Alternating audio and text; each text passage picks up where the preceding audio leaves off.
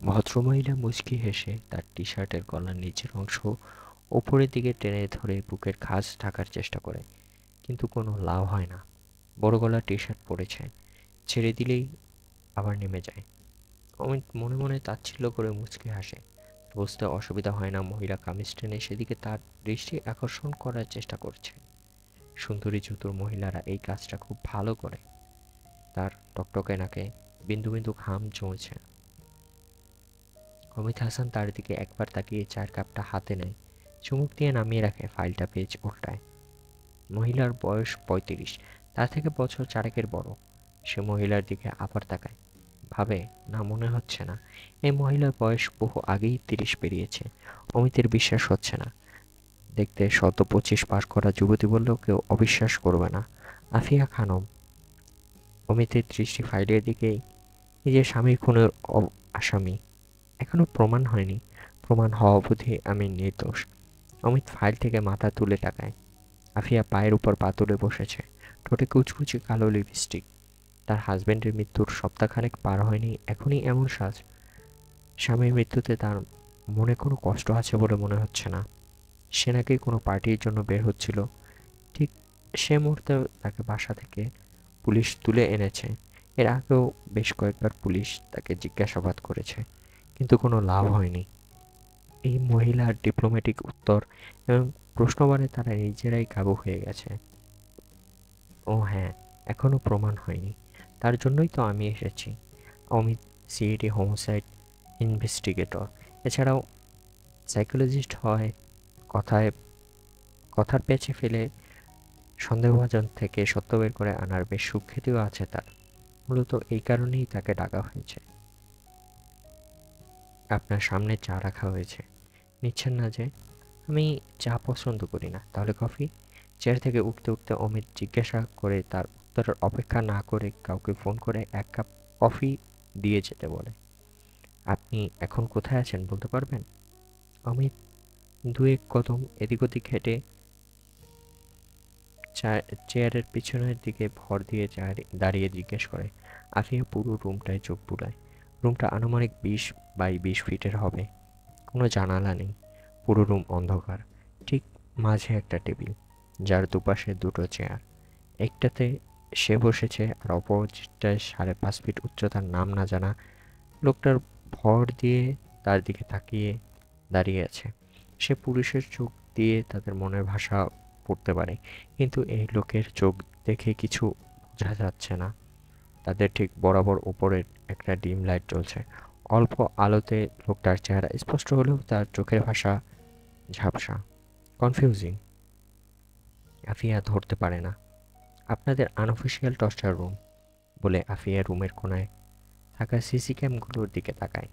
ক্যামেরাগুলো বন্ধ। সমস্যা নেই, আপনারা যেভাবে খুশি আমাকে টর্চার করতে পারেন, আমি অভ্যস্ত। তার ঠোঁটের কোণে তাচ্ছিল্যের হাসি। ততক্ষণে কফি চলে এসেছে। নিয়ে আসা লোকটাকে কফি আফিয়ার সামনে রাখতে বলে অমিত ইশারা করে আর সিসি ক্যামেরাগুলো অন করে দিতে বলবেন। লোকটা চলে যায়। নেন কফি নেন, বলেই অমিত চেয়ারে বসে। আর আমি পুলিশের লোক নই, সাইকোলজিস্ট, আমাকে বন্ধু ভাবতে পারেন। আপনি কি নিজের দোষ স্বীকার করে নিচ্ছেন? অমিত বুঝতে পারে এই মহিলা প্রচণ্ড চতুর, তাকে সহজে কথার পেঁচে ফেলতে পারবে না। তাই তার সাথে সোজা সাপটা কথা বলে মাইন্ড গেম খেলতে হবে। না, আমাকে ফাঁসানো হয়েছে। কথা শেষ করেই মহিলা নিজের ঠোঁটের কোণা কামড়ে ধরে। ব্যাপারটা অমিতের চোখ এড়োয় না। সে বুঝতে পারে সে একাই মাইন্ড গেম খেলার চেষ্টা করছে না, এই মহিলাও সে চেষ্টাই করছে। তবে তার অস্ত্র কথা হলেও মহিলা নিজের অস্ত্র হিসেবে নিজের সৌন্দর্যকেই বেছে নিয়েছে। কি ফাঁসাতে চেয়েছেন? আপনার শাশুড়ি? না, শাশুড়ি বেঁচে নেই, আমার ননদ। সে আপনাদের সাথেই থাকে? হ্যাঁ।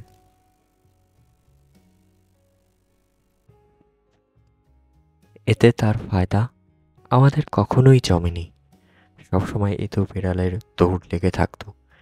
সে কারণে সেলফ স্যাটিসফ্যাকশনের জন্যই হয়তো এই কাজটা করেছে। এছাড়া, বলেই আফিয়া থামে। এছাড়া কি? অমিত একটু এগিয়ে এসে জিজ্ঞেস করে। আমি একটু পানি পেতে পারি? আফিয়া চেয়ারের হালকাভাবে হেলান দেয়। হ্যাঁ, বলে অমিত কাউকে ফোন করে ১ গ্লাস পানি দিয়ে যেতে বলে। মোবাইলের টেবিলের উপর রেখে আফিয়ার দিকে তাকায়। বলুন, এছাড়া কি? তার ধারণা তার হাজব্যান্ডের মৃত্যুর জন্য আমি দায়ী। আমি নাকি তার হাজব্যান্ডের মাথা নষ্ট করেছিলাম।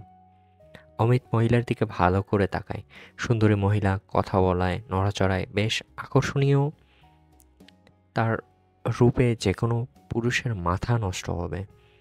বাড়তি হিসেবে তার আকর্ষণীয় অঙ্গভঙ্গি তো আছেই। কৌশলে এই মহিলা তাকেও আকর্ষিত করার চেষ্টা করছে। হয়তো ভেবেছে তার রূপে কাবু করে কিছু একটা সুবিধা আদায় করবে। তাই তাই তার ননদের ভাবনা একদম ফেলে দেওয়া যায় না। এখন ভাবনার বিষয়ে মহিলা কতটুকু সত্য বলছে, আর তার কথা সত্য হলে হয়তো সে এগুলো বলে তার সাথে মাইন্ড গেম খেলার চেষ্টা করছে। এতে কোনো নির্দিষ্ট টপিকে উত্তর গুছিয়ে নেওয়ার সুযোগও পাবে না। আফিয়ার ব্যাপারে ভাবতে ভাবতেই অমিত জিজ্ঞেস করে, আপনার ননদের হাজবেন্ড কিভাবে মারা গেছে? সুইসাইড করেছিল? কেন, কিভাবে? কেন বলতে পারবো না। একদিন রাতে নিজের মাথায় নিজেই গুলি করে। আপনার হাজবেন্ডও তো একইভাবে সুইসাইড করেছে। আপনি তো সুইসাইড করতে উদ্বুদ্ধ করেছেন। আফিয়া কোনো উত্তর করে না। আপনার হাজবেন্ডের সাথে সম্পর্ক কেমন ছিল? খারাপও না, ভালোও না। সে ব্যবসায়ী মানুষ। সম্পর্ক ভালো খারাপ করার সময় পেত কই? যখন আমার শরীরের কথা তার মনে পড়তো তখনই শুধু তার দেখা পাওয়া যেত। আপনি এক সময় নাকি মিডিয়ায় কাজ করতেন? অমিত প্রসঙ্গ পাল্টায়। সে ধারাবাহিকভাবে কোনো প্রশ্ন করছে না, খাপছাড়াভাবে প্রশ্ন করে সামনে বসা মহিলাকে কনফিউজ করার চেষ্টা করছে। জি, কিন্তু তেমন কাজ করার সুযোগ হয়নি বলে আফিয়া পানির গ্লাসটা হাতে নেয়। কিছুক্ষণ আগে একটা লোক এসে পানির গ্লাসটা টেবিলের উপর রেখে গেছে। এলিট পুরুষ মানুষের বিছানা গরম করতে করতেই দিন পার হয়েছে। কাজ করার আর সুযোগ পায়নি। সে পানি খেয়ে নেয়। আপনার স্বামীর এমন মৃত্যুতে আপনার আফসোস আছে বলে তো মনে হচ্ছে না। না থাকারই কথা। তার সাথে আমার শুধু শারীরিক সম্পর্কিত সম্পর্ক। মনে টান না থাকলে সেখানে আফসোসের ব্যাপার আসবে কোত্থেকে? আপনাদের বিয়ে হয় কত বছর? 10 বছর? কোনো ছেলে মেয়ে? জি না, নেই। আমি ইচ্ছে করেই নেইনি। আমি চাইনি আমার ফিগার নষ্ট হয়ে যাক বলেই আফিয়া নিজের শরীরের দিকে তাকায়। তার চোখ অনুসরণ করে অমিতও তার দিকে তাকায়। মহিলা এই বয়সেও নিজেকে যথেষ্ট ফিট রেখেছে। আমাকে একটা সিগারেট দিতে পারেন? হ্যাঁ, শিওর বলে অমিত নিজের পকেট থেকে প্যাকেট বের করে মহিলার দিকে এগিয়ে দেয়, সাথে লাইটারও। আপনাদের পরিচয় হয়েছিল কিভাবে? একটা পার্টিতে, ওর বাবার রাখা পার্টি। সেখানে আমিও ইনভাইট ছিলাম। শুনেছি আপনার বিয়েতে আপনার শ্বশুরের মত ছিল না। হ্যাঁ, সে চায়নি আমি আর আফজাল বিয়ে করি। কেন? কোন কোন বাবা চাইবে বলুন তার ছেলেকে এমন একটা মেয়ের সাথে বিয়ে দিতে? আফিয়া সিগারেট ধরিয়ে টানতে শুরু করেছে। পায়ের ওপর পা তুলে চেয়ারের এক পাশ হয়ে বসেছে। এক হাত বুকের নিচের দিকটায় রেখে আরেক হাতে সিগারেট মাথা বরাবর উঁচিয়ে ধরে রেখেছে। এর পিছনে আর কোনো কারণ নেই। অমিত আফিয়ার দিকে ঝুঁকে আসে। আর কি কারণ থাকতে পারে? অমিত প্রশ্নের উত্তর দেয় না। ফাইলটা আবার খুলে তাকায়। এখানে আপনার বাবার নাম দেওয়া নেই কেন?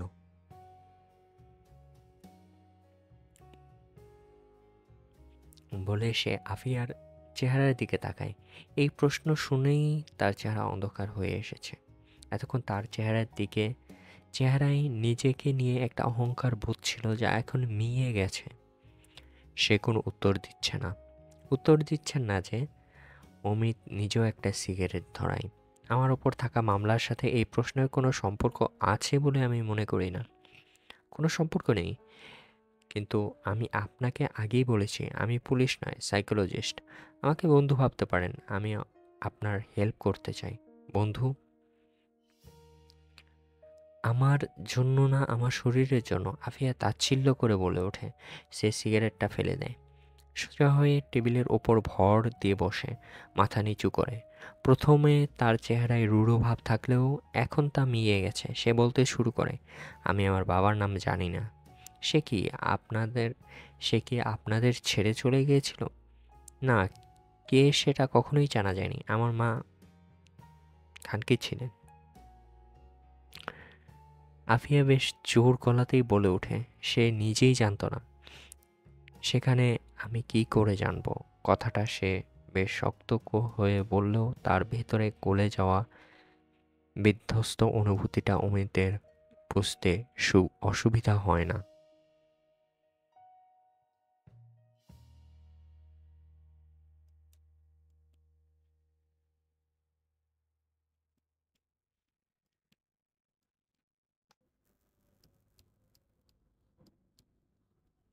আফিয়া চোখ মোছে। অমিত পানির গ্লাসটা এগিয়ে দেয়। নিন, পানি খান। আফিয়া পানি খায়। আপনার মা এই পেশায় জড়িয়েছিলেন কেন?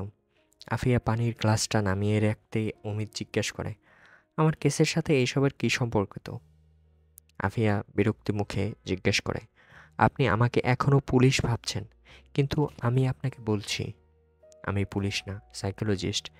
আপনাকে সাহায্য করতে চাই। আপনার ননদ ক্লেম করেছে আপনার কাউন্সিলিং দরকার, যে কারণেই আমাকে আনা হয়েছে, বলে অমিত কিছুটা আফিয়ার দিকে ঝুঁকে। পুলিশের সাথে যাই বলেন না কেন আমার কাছে সত্য বলতে পারেন, কোনো অসুবিধা নেই, অমিত ফিসফিসিয়ে বলে। তাছাড়া আপনাকে বিশ্বাস করতে বলেছেন? আফিয়া ঠোঁটের কোণা বেঁকিয়ে জিজ্ঞেস করে, হ্যাঁ, তবে আমাকে বিশ্বাস করলে আপনার বিশ্বাস অমর্যাদা হবে না। আফিয়া তাচ্ছিল্য স্বরে হেসে ওঠে। সব পুরুষই এই বাক্যে নারীর সাথে ছলনা করে। একটু থেমে সে যোগ করে, যেমনটা আমার মায়ের সাথে হয়েছিল, তারপর আমার সাথে। কি হয়েছিল ঠিক? শুনতে চান সব কিছু? হ্যাঁ। আপনাদের মুখোশ পরা সভ্য সমাজের এই কাহিনী শুনে সহ্য করতে পারবেন তো? আমার সহ্য ক্ষমতা প্রবল। আমার কথায় বিশ্বাস হবে আপনার? বিশ্বাস না করার মতো কিছু না বললে তো না করার কোনো কারণ নেই। আপনার মনে হতে পারে না আমি আপনার সাথে ছলনা করছি, মিথ্যা বলে আপনাকে ডাইভার্ট করার চেষ্টা করছি, ঠিক প্রথমে যেমনটা ভেবেছিলেন আমি আপনাকে আকৃষ্ট করার চেষ্টা করছি? আফিয়া অমিতের চোখে চোখ রেখে বলে। অমিত তার ভাবনা কোনোভাবেই প্রকাশ করেনি, তবুও আফিয়া তার চিন্তা ভাবনা ধরে ফেলেছে। তাই সে কিছুটা অবাক হলেও প্রকাশ করে না। সেভাবে এই মহিলা তার সাথে খুব সাবধানে কথার প্যাচ ফেলতে হবে। একটু এদিক ওদিক হলেই সে হেরে যাবে। অমিত মুখে হাসি এনে বলে, আপনাকে যতটুকু বুদ্ধিমতী ভেবেছিলাম তার চেয়ে ঢের বেশি বুদ্ধিমতী। না হলে তো আর ব্রথেল থেকে উঠে আসা বিশিষ্ট ব্যবসায়ী ঘরের বউ হতে পারি না। যাই হোক, যেখানে ছিলাম আমরা, আপনি আপনার মায়ের কথা বলছিলেন। হ্যাঁ, উনি প্রস্টিটিউট ছিলেন, সেটাই। উনি এখনও বেঁচে আছেন? না, মারা গিয়েছেন। কিভাবে? প্রস্টিটিউটদের যেসব রোগ হয় তার কোনো একটাতেই। তখন আপনার বয়স 15 কি 16। তিনি এই পেশায় এসেছিলেন কিভাবে? কাউকে বিশ্বাস করার ফল পেয়েছিলেন? পুরো কাহিনী বলুন। তিনি প্রচণ্ড সুন্দরী ছিলেন। আমার আম্মার কয়েক গ্রামে এমন সুন্দরী কাউকে খুঁজে পাওয়া মুশকিল ছিল। এটা আপনি কিভাবে জেনেছেন? তাকে থামিয়ে অমিত জিজ্ঞেস করে। মায়ের সহকর্মীদের মুখ থেকে শুনেছি। তারপর বলুন। ওনাদের গ্রামে হসপিটালে এক ডাক্তার এসেছিলেন, যার সাথে আমার প্রেম হয়ে যায়। তার হাত ধরে মা বাড়ি থেকে বেরিয়ে আসেন। ভেবেছিলেন প্রেমিকের হাত ধরে বেরিয়ে সুখী হবেন, কিন্তু হলো পুরো বিপরীত। তার প্রেমিক তাকে শহরে এনে বিক্রি করে দিল, বলে আফিয়া একটু থামে, গ্লাসের অবশিষ্ট পানিটুকু খেয়ে নেয়। মা সুন্দরী ছিলেন, তাই অল্প কদিনেই তার চাহিদা বেড়ে গেল। তাও দেশের খুব বড় ব্যক্তিত্বরা তার কাস্টমার হয়ে উঠেছিল। এই পেশায় জড়ানোর বছর তিনেক পর তিনি প্রেগনেন্ট হয়ে গেলেন, তবে বলতে পারলেন না কার ঔরসে। দু একদিন পরপরই কোনো এলিট ক্লাস লোকেদের বাড়িতে তার যেতে হতো, তাই বলাও মুশকিল কার সন্তান তার পেটে। আন্দাজে কাকে বলে নিজের জীবন খোয়াবে, তাই চুপ মেরে গেলেন। এসব মহিলাদের মা হতে নেই বলে অনেকে বুদ্ধি দিলেন নষ্ট করে ফেলতে, কিন্তু আমার মা রাজি হলেন না। উনি বললেন যে করেই হোক তিনি তার সন্তানকে পৃথিবীর মুখ দেখাবেন, তবে চাইনি যে তার সন্তান মেয়ে হয়ে এই নির্মম পৃথিবী দেখুক। ছেলে চেয়েছিলেন। আফিয়া থেমে জিজ্ঞেস করে, কিন্তু দেখুন তার ভাগ্য, যা চাইনি ঠিক তাই হলো। এরপর কি উনি এই কাজ করা ছেড়ে দিয়েছিলেন? না, এসবে একবার ঢুকলে কি আর বের হওয়া যায়? তিনিও হতে পারলেন না। আমার বয়স ৬ মাসে যেতেই না যেতেই নিজেকে ঠিকঠাক করে আবার কাজে নেমে পড়তে হলো। তখন তার চাহিদা ছিল প্রচুর।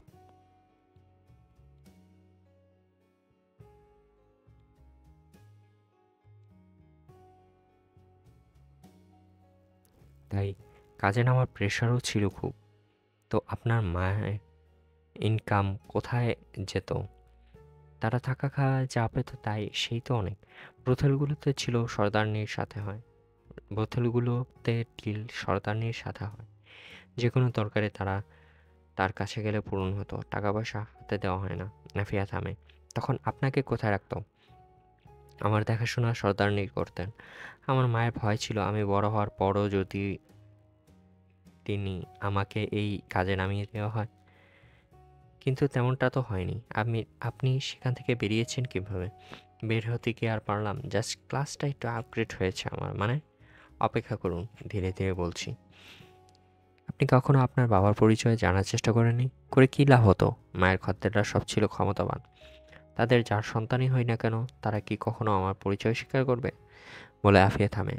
এছাড়া আমি একটু বড় হওয়ার পরও আমিও চাইনি আমার বাবার পরিচয় বের হোক। অমিতের বুঝে আসছে না নতুন করে আর কি জিজ্ঞেস করবে। সে চেয়ার থেকে উঠে দাঁড়িয়ে একটা সিগারেট ধরায়। তার কয়েক মুহূর্ত ভেবে বলে, এইগুলো যে কোনো প্রস্টিটিউটের জীবনের সাধারণ কাহিনী, এগুলো সবাই জানে। হ্যাঁ, কিন্তু ভেতরকার কাহিনীটা কেউ জানে না। আপনাদের এই সভ্য সমাজের লোকদের যতটা ভদ্র দেখেন, তারা বিছানায় কুকুরের চেয়েও অধম হয়ে ওঠে। এরা ঘরের বউয়ের সাথে কি করে জানি না, কিন্তু খাটায় যখন কোনো প্রস্টিটিউট নিয়ে শোয় তখন তারা আর মানুষ থাকে না। যেটা আমার বুঝ হওয়ার পর মায়ের শরীরের দাগ অথবা তার অবস্থা দেখলে বুঝতে অসুবিধা হতো না। আর ব্রোথেলে বড় হওয়ার কারণে এইসব বিষয়ক জ্ঞান অল্প বয়সে পেয়ে গিয়েছিলাম। আশ্চর্যজনক কথা কি জানেন? কি? সিগারেটে টান দিয়ে অমিত জিজ্ঞেস করে। আগে একটা সিগারেট দিন। অমিত সিগারেট আর লাইটার বাড়িয়ে দেয়। আফিয়া সিগারেট জ্বালাতে জ্বালাতে বলতে থাকে, সেক্সের ক্ষমতা তো দূরের কথা, বুকের দিকে তাকালেও স্পষ্ট বোঝা যেত আমি একটা বাচ্চা মেয়ে। আপনাদের সভ্যদের কেউ কেউ আমাকে নেওয়ার জন্য উজপুরে লাগতো। ওই সময় আমার জন্য কেউ কেউ লাখ টাকাও অফার করেছে। আফিয়া থেমে সিগারেটে জোরে টান দেয়। কিন্তু সর্দারনি নানি ভালো ছিলেন বলে আমি সে যাত্রায় বেঁচে গেলাম। কিন্তু আপনার শেষ রক্ষা হয়নি, তাই তো? আফিয়ার মুখের কথা টেনে নিয়ে অমিত বলে, আপনি বোধহয় আমার কথা বিশ্বাস করছেন না। না, আমি বিশ্বাস করছি, আপনি বলুন। না, আমাকে অবিশ্বাস করলে আমি বলব না। বরং আপনার প্রয়োজনে যা জানতে হবে তা জিজ্ঞেস করুন, আমি উত্তর দিচ্ছি। আপনি ভুল ভাবছেন। আমি আপনার সব কথাই বিশ্বাস করছি। থেমে অমিত যোগ করে, সেখান থেকে আপনি বের হলেন কিভাবে? আমাকে নিয়ে এমন টানা হেঁচড়া দেখে আম্মা আমাকে সেখান থেকে বের করার চিন্তা করেন। তখন তার এক কাস্টমারের সাথে কথা বলেন, যেখানে নামকরা সমাজসেবী। তিনি তার বন্ধুর আশ্রমে আমাকে পাঠিয়ে দেন। তিনি খসড়াপাতি সহ সব কিছুই ম্যানেজ করেন। আমি একটু নড়ে চড়ে বসে, এক পা চেয়ারের উপর তুলে আরেক পা নিচে রেখে কিছুটা গুছিয়ে বসে। কিন্তু সেখানে গিয়ে আমি আরেক কঠিন সত্যের মুখোমুখি হলাম। বলে সে থামে। অমিত উত্তর না করে এক দৃষ্টিতে আফিয়ার দিকে তাকিয়ে থাকে। তার পরবর্তী কথা শোনার অপেক্ষায় বসে থাকে, কিন্তু সে কথা এগোয় না। কি সত্যের মুখোমুখি হয়েছেন আপনি? আফিয়া খিলখিল করে হাসে। বেশ কিছুক্ষণ হেসে আবার বলতে শুরু করে, আশ্রম জাস্ট একটা মুখোশ। আশ্রমের আড়ালে চলতো বিভিন্ন অবৈধ কাজ, কিন্তু মূল সমস্যা ছিল আরেকটা। কি সেটা? আম্মা আমাকে ওখান থেকে বের করেছিলেন, যেন আমার জীবনে তার মতো না হয়। আমার সাথে ব্রুথেলে থাকলে আমি প্রাপ্তবয়স্ক হওয়ার সুযোগ পেতাম, কিন্তু সেখানে সেটাও পাইনি। কেন বাচ্চাদের দিয়ে সেখানে পতিতাবৃত্তি চালানো হতো? না, তা হতো না বটে, তবে আশ্রমের পরিচালক ছিল পেডোফাইল। আফিয়ার মুখ কালো হয়ে গেছে। সে প্রচণ্ড ঘৃণা নিয়ে বলে, কোনো বাচ্চাকেই ছাড়তো না, নিজের প্রয়োজন মেটাতো। এমনকি কোনো কোনো বাচ্চার যৌনাঙ্গ কেটেও ফেলতো, ফেটেও যেত। তাতে তার কোনো অনুতপ্ত আসতো না। পরদিন ঠিকই আর একটা মেয়ে তার শিকার হতো। এমনকি বিভিন্ন ক্ষমতাবানদেরও খুশি করতে পাঠাতো। ওখানে সবাই অনাথ ছিল, কার কাছে অভিযোগ করার মতো কেউ ছিল না। আমারও রক্ষা হয়নি। প্রথম দিনেই তার বিকৃত যৌন চাহিদার শিকার হলাম। আমার আফিয়া কথা শেষ না করে নিজের কোলের দিকে তাকায়। অমিতের বুঝতে অসুবিধা হয় না। সে আফিয়ার দিকে খেয়াল করে দেখে ক্ষোভে তার সাদা চেহারা লাল হয়ে উঠেছে, দাঁতে দাঁত কামড়াচ্ছে। অমিত জগ থেকে পানি ঢেলে গ্লাসটা এগিয়ে দেয়। আশ্রমের নামটা কি? সেটা এখন আর নেই। ওই লোকের মৃত্যুর পর সেটা বন্ধ হয়ে গেছে। আফিয়া একটু পানি খেয়ে বলে, সে কিভাবে মারা গেছে? পানিতে ডুবে। আপনি আশ্রমে যাওয়ার কিছুদিন পরেই, তাই না? অমিত তার চোখের দিকে তাকিয়ে জিজ্ঞেস করে। উত্তরে আফিয়ার ঠোঁটের কোণে হাসির রেখা ফুটে ওঠে, যার অর্থ অমিত ঠিক বুঝে উঠতে পারে না, তাকে রহস্যময় মনে হয়। তার পুরো গল্প নিয়ে অমিতের মনে দ্বিধার সৃষ্টি হয়। তার গল্পে সত্য কোনটা, মিথ্যা কোনটা, সে পার্থক্য করে উঠতে পারে না।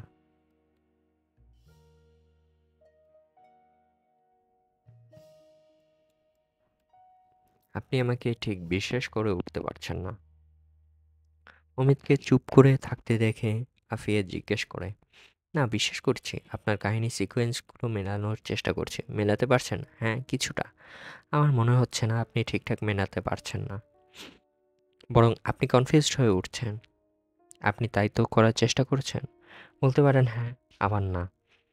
অমিত কোনো উত্তর না করে একটা সিগারেট জ্বালিয়ে ঘড়ি দেখে। আজ আমার বেশি সময় নেই, কিছুক্ষণের মধ্যেই উঠবো।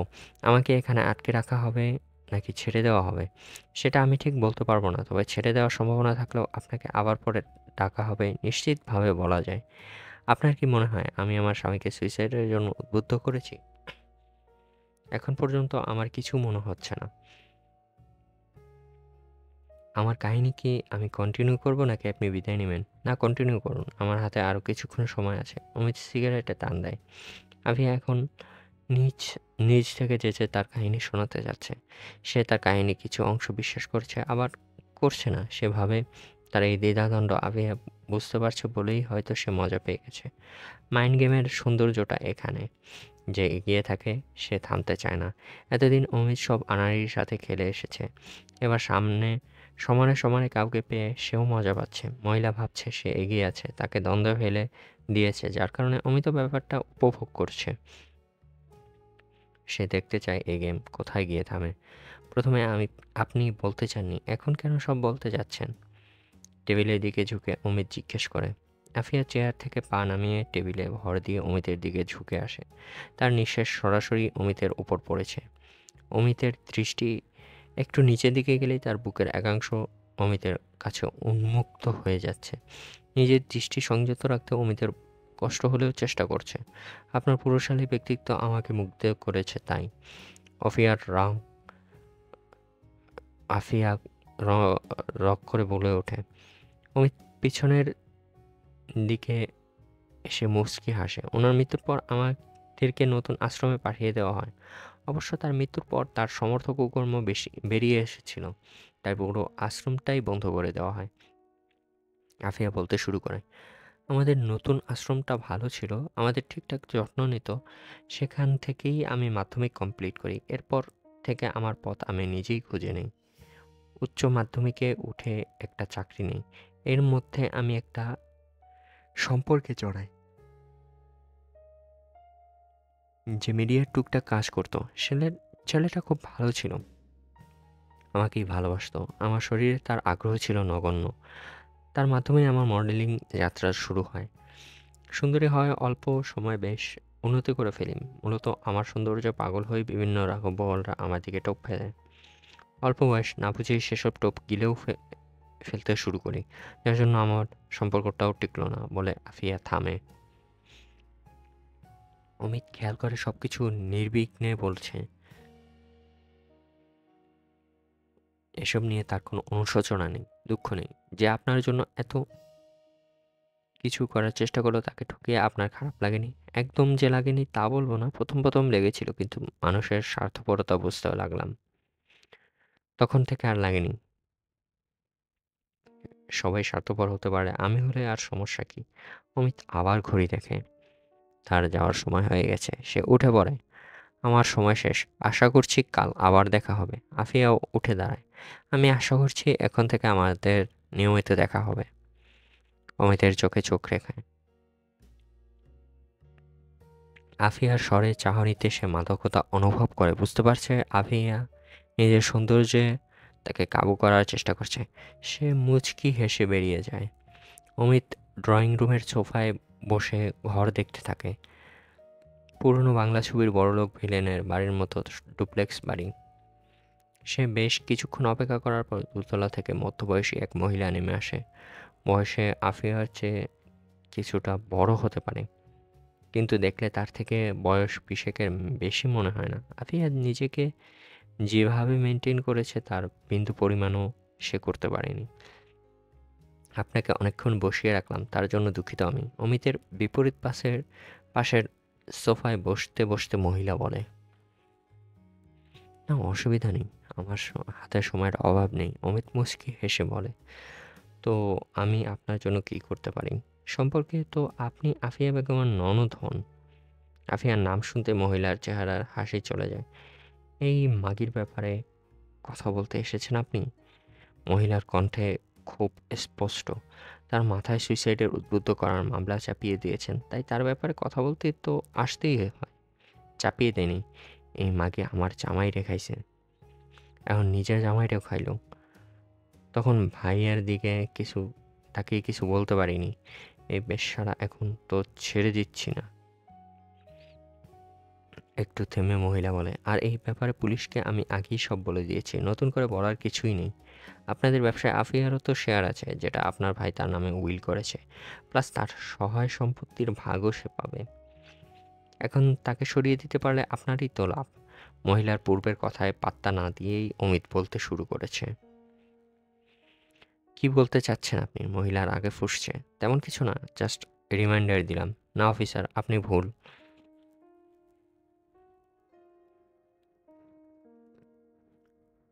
না অফিসার, আপনি ভুল। মহিলার গলার স্বর নেমে এসেছে। বেশ শান্ত স্বরেই সে বলতে শুরু করেছে, এসবের প্রতি আমার কোনো মোহ নেই। আমি শুধু আমার হাজব্যান্ড আর ভাইয়ের হত্যার সঠিক বিচার চাই। সময় সব বলে দিবে মিস। অমিত তার নাম জানে না, সঞ্জিতা। মহিলা অমিতের কথা শেষ করে দেয়। হ্যাঁ মিস সঞ্জিতা। অমিত সরাসরি তার চোখের দিকে তাকায়। আপনার সাথে তো মিস আফিয়ার তেমন বনিবনা ছিল না। না, তার সাথে আমার কখনোই জমেনি। আপনি ক্লেম করেছেন আপনার হাজব্যান্ডের সুস্বাদেও সে উদ্বুদ্ধ করেছে। কিভাবে? ভাইয়ের সাথে বিয়ে হওয়ার পর থেকে সে আমার হাজব্যান্ডের সাথে রং করতে শুরু করেছে। তার গায়ে পড়া স্বভাব, অ্যাট্রাকটিভ অঙ্গভঙ্গিতে যে কোনো পুরুষের মাথা নষ্ট করে ফেলবে। আমার হাজব্যান্ডেরও করে ফেললো। তারা সম্পর্কে জড়িয়ে গেল। এক বিছানায় আমার কাছে হাতে নাতে তারা ধরাও পড়েছে। আপনি এই ব্যাপারে কাউকে জানাননি? না, আমি চাইনি পরিবারে আর কোনো অশান্তি সৃষ্টি হোক। তাদের এই সম্পর্কের জন্য আপনি আফিয়াকেই কেন দোষারোপ করেছেন? আপনার হাজব্যান্ডও তো তাকে ফাঁসাতে পারে। কারণ সে এই ঘরে পা রাখার আগে আমার হাজব্যান্ডের চরিত্রে কোনো দাগ ছিল না। সে এসেই যত কুকর্ম শুরু করেছে।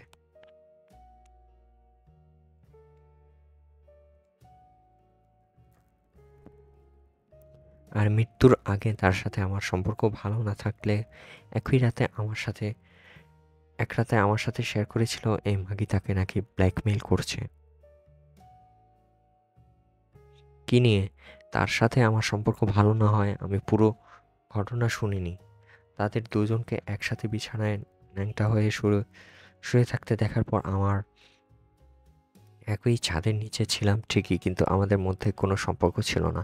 থেমে সে কয়েক মুহূর্ত চুপ থেকে যোগ করে, এই ডাইনি আমাদের পুরো পরিবারটার সুখ শান্তি প্রথমেই নষ্ট করে দিয়েছে, পরে আমার সংসারটাও খাইল। পরিবারের সুখ নষ্ট করেছে কিভাবে? আপনার ভাইয়ের সাথে তার সম্পর্ক একটু শিথিল হলেও খারাপ ছিল না। হ্যাঁ, ভাইয়ের মাথা খেয়ে রেখেছিল বলেই সম্পর্ক খারাপ ছিল না। কিন্তু শুরু থেকেই ভাইয়ার এই বিয়েতে বাবা রাজি ছিলেন না। তাতেও ভাইয়া ভ্রূক্ষেপ না করে তাকে ঘরে তুলেছে। সে থেকেই অশান্তির শুরু। আপনার বাবা রাজি ছিলেন না কেন? আমি যতটুকু জেনেছি আপনার ভাইয়ের কোনো সিদ্ধান্তেই আপনার বাবা হস্তক্ষেপ করতেন না। কিন্তু এই ব্যাপারে তিনি নাখুশ ছিলেন কেন? বাবার পরিচয় নেই, শতপুরুষের বিছানা ডিঙিয়ে আসা কাউকে কেন বাবা তার সন্তানের বউ হিসেবে মেনে নেবে বলেন? কিন্তু এর আগে তো এই মেয়ের সাথে আপনার বাবার সুসম্পর্ক ছিল। আপনার বাবা দেওয়া পার্টি থেকেই তো তাদের পরিচয়। হ্যাঁ, সেটা কাজের জন্য। আমাদের কোম্পানির মডেল হিসেবে তাকে নেওয়ার কথাবার্তা চলছিল।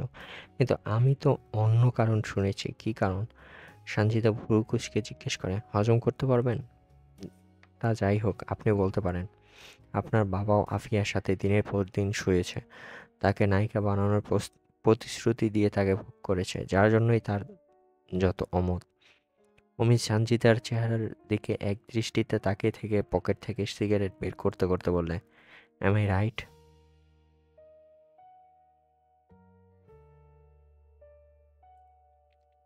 আপনি বুঝে শুনে কথা বলছেন তো অফিসার? সানজিদা রেগে ফোঁস করতে করতে বলে ওঠে। আমি ভুল কিছু বলি না। এত বড় অপবাদ তো নয়ই। এ ব্যাপারে আপনি কিছু জানতেন? অমিত জিজ্ঞেস করে। সানজিদার চেহারা কালো করে অমিতের দিকে তাকিয়ে থাকে, কোনো উত্তর দেয় না। আপনার বাবার হার্ট অ্যাটাকটা হয়েছিল ঠিক এই কারণেই। আপনি এখন যেতে পারেন। সানজিদা উঠে দাঁড়িয়ে দরজার দিকে ইশারা করে বলে। অমিত সোফা থেকে উঠে পড়ে। হ্যাঁ, আজ আমি যেতে পারি ঠিকই, তবে আবার আসবো। না আসলেই খুশি হব। আমার আসা না আসা আমার বা আপনার কারো হাতেই নেই। পুরোটা সত্যের উপর নির্ভর করে।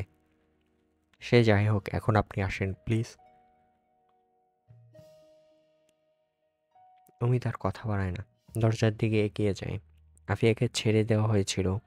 অমিতের কথাতেই তাকে ছেড়ে দেওয়া হয়, তবে দূর থেকে তাকে সবসময় চোখে চোখে রাখা হয়েছে। আপনারা আমাকে চোখে চোখে রেখেছেন? পূর্বের ইন্টারগেশন রুমের কাঠের চেয়ারটায় বসে থেকে অমিতকে দেখে আফিয়া জিজ্ঞেস করে। সে ক্ষমতা আমার নেই। মিথ্যা বলছেন কেন? আমার নেই, তবে আপনার কেসের দায়িত্বরত কেউ আপনাকে নজরদারিতে রাখতে পারে। সে বিষয়ে আমার জানা নেই। ঠিক আছে, বসুন। আফিয়া অমিতকে বসতে ইশারা করে। কয়েক মুহূর্তের জন্য অমিত দ্বিধায় পড়ে যায়। মহিলাকে ইন্টারগেশন রুমে আনা হয়েছে নাকি সে মহিলার বাসায় গিয়েছে। দ্বিধা দূর হতেই আফিয়ার দিকে তাকিয়ে সে হেসে বসে পড়ে। আগের দিন থেকে আজ সে আরেকটু খোলামেলা পোশাক পরেছে, শ্বাসটাও ভিন্ন। সেদিন থেকে তার থেকে চোখ ফেরানো গেলেও আজ আরো মুশকিল হয়ে উঠেছে। আপনিও কি আপনার আজও কি আপনার কোনো পার্টি ছিল? না, ছিল না। আপনার ফোন পেয়েই সেজেছি। আপনার জন্য সেজেছি। অ্যাট্রাকটিভ পোস্টারে আফিয়া বলে ওঠে। নিজেকে অমিতের সামনে আরেকটু দৃশ্যমান করে চেষ্টা করে। সুন্দর লাগছে আমাকে? অমিত উত্তর করে না। পুরো ফাইলটা খুলে। আমি ভেবেছিলাম আমাকে আটকে রাখা হবে। আপনি ভালো মানুষ হলেও তারা ভালো হবে না। আমাকে নির্যাতন করবে। সেক্সি সুন্দরী কাউকে দেখলে পুরুষের মাথা ঠিক থাকে না। আর আমার মতো কাউকে পেলে তো তারা সহজে হাতছাড়াও করতে চাইবে না। এসব আপনার ভুল ধারণা। হ্যাঁ, ভুল। জীবনের এতটা সময় অভিজ্ঞতা ভুল হতে পারে না। আফিয়া তাচ্ছিল্য স্বরে বলে ওঠে। পুরুষ মানুষের জন্যই আমাদেরকে বাজে মেয়ে হয়ে উঠতে হয়। কিন্তু কি আশ্চর্য দেখেন, দোষ সব আমাদের। তারা দুধে ধোয়া তুলসী পাতা। তেমনি আফিয়া আবার বলে ওঠে, হ্যাঁ, দুধে ধোয়া তুলসী পাতাই নারীর। অমিত তাকে কথা শেষ করতে দেয় না, থামিয়ে দেয়। আমরা কোথায় যেন ছিলাম? আমি ভুলে গেছি। সম্ভবত আপনার মডেলিং শুরু করা অবধি গিয়েছিলাম। হবে হয়তো, আমার মনে নেই। আপনি প্রশ্ন করতে পারেন। আপনার হাজবেন্ড সোহেল রানার সাথে পরিচয় হয়েছিল কিভাবে? মডেলিং শুরু পর থেকেই বিভিন্ন হাই প্রোফাইল লোকদের সাথে আমার পরিচয় হতে থাকে। আমি ভেবেছিলাম আমার কেরিয়ার দাঁড়িয়ে যাবে, কিন্তু আমি শুধু তাদের